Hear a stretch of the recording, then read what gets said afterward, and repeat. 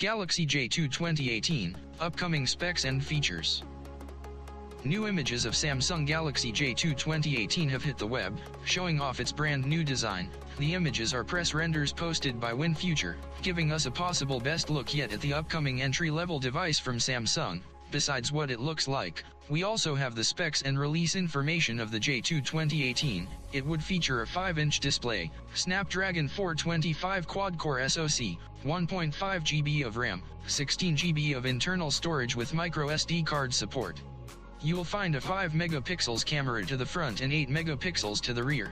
Both of them feature flash. It will be powered by a replaceable 2600 mAh battery. The device runs on Android 7.1.1 Nougat with Samsung Experience on the top. On the back side, we see Samsung has a plastic-looking piece going vertically up the housing, giving the phone a rather unique look.